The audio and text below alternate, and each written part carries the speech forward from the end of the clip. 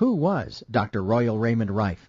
And why are so many people still interested in the technology he spent many years of his life developing?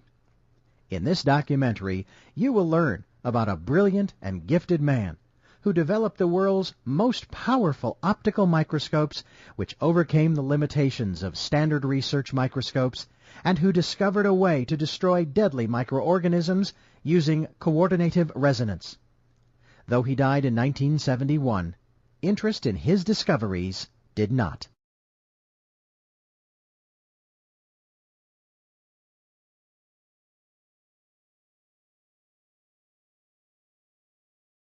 Royal Raymond Rife was a handsome and gifted young man. He had an inquisitive mind and explored many interests.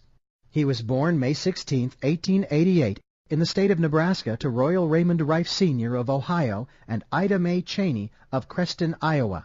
Dr. Rife was their second child, an older sibling having died in infancy. Ida Mae became ill and died 8 months after his birth in 1889. After her death, because Rife Sr. was working 14 to 16 hours a day as a mechanical engineer, he took his son to his sister, Nina Culver Rife Dryden.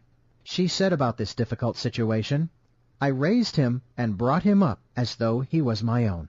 He lived with her from the time he was 8 months of age until the year 1905. At this time, he had an interest in becoming a medical doctor and pursued this dream. He went to Johns Hopkins University to begin his medical training, and after some study, he found that he had a greater interest in the field of bacteriology. In this field, he did a great deal of work, which included photographing many specimens for the University of Heidelberg. Because of the great contributions Rife made to Heidelberg University, he was given an honorary doctorate of parasitology in 1914. Because his studies of bacteria required intensive use of microscopes, Dr. Rife developed an interest in optics and began studying in that field as well. This interest led him to New York's Zeiss Works. Zeiss microscopes were world-renowned even at that time, and Dr. Rife studied from 1904 to 1908 with Hans Lückel, the senior optics engineer. In 1846, Carl Zeiss set up a workshop for precision mechanics and optics in Jena, Germany. 20 years later, he went into partnership with Ernst Abbe, whose theory of microscope image formation led to greatly improved microscopes. These innovations made Zeiss a world leader in optics and made it the logical place for Dr. Rife to study microscope and lens technology. With his scientific brilliance and knowledge of optics and bacteriology, Dr. Rife was poised to begin an incredible journey of discovery. This journey began with his move to California, where he settled in Point Loma. Dr. Rife met Mamie Quinn. He fell deeply in love with her. Rife liked poetry and would write her little poems to express how he felt about her. There was a great deal of prejudice in those days, but this didn't make any difference in the way they felt about each other. She was a great support to him in all his endeavors. They married in 1912. For some unknown reason, they were never able to have any children. Their marriage lasted for 45 years until her death in 1957.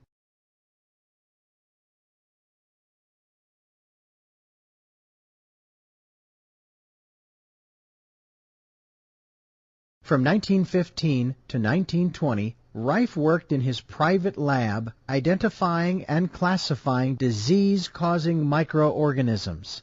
By the end of 1920, he was frustrated with the standard research microscopes because of the limitations in magnification. At this time, he was working on cancer, and the limitations of magnification were stopping him from finding the viral cause of the disease. Standard research microscopes at the time, like those manufactured today, could only magnify a microorganism up to 2,500 times diameter. Dr. Rife felt that with this limitation he would never be able to find the true cause of many diseases. At about this time, Rife began his work using frequency instruments. He told a reporter in a May 6, 1938 Evening Tribune article that he also experimented with electrical stimuli on various microorganisms, and he noticed the individualistic differences in the chemical constituents of the diseased organisms, saw the indications of electrical characteristics, and observed the electrical polarities in the organisms. Random speculation on the observations suddenly stirred in his mind a startling, astonishing thought. What would happen if I subjected these organisms to different electrical frequencies, he wondered.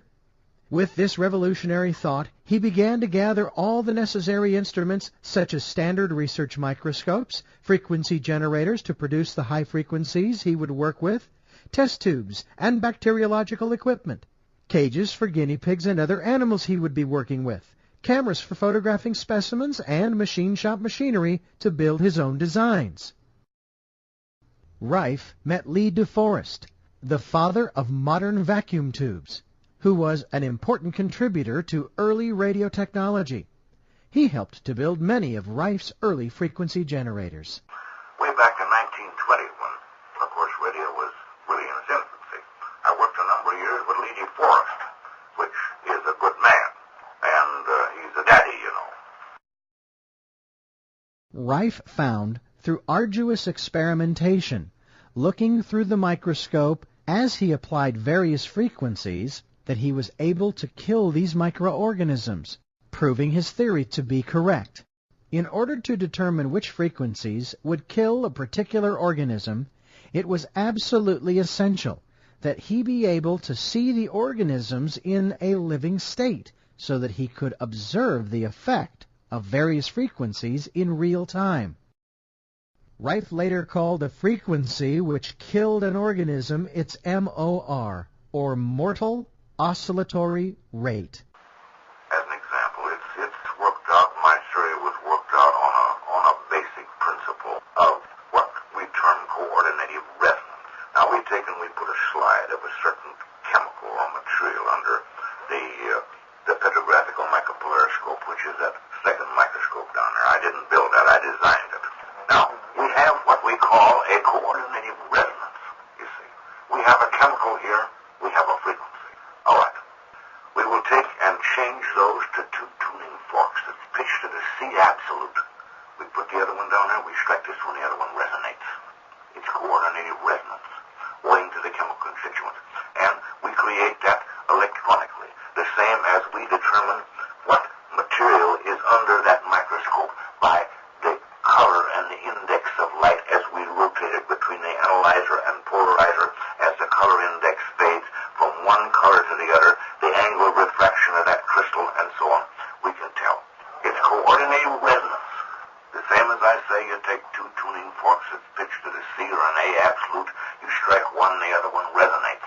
So we're showing an electronic frequency through the tissues of the body that simply devitalizes the bacteria with no harm to normal tissue. Rife also described how he found all the frequencies that would kill the various microorganisms. I stood in front of that thing for 30 years, finding these different frequencies that devitalize these different bacteria, and that thing was shooting on me right here. But it is absolutely harmless to normal tissue, and each individual bacteria requiring a different frequency to devitalize. How do you arrive at the frequency of the bacteria? How do we arrive? We put the specimen of the bacteria under the microscope, and we tune this device, sometimes months before we find a frequency that will devitalize or precipitate or break up this. In other words, you have to keep trying frequencies until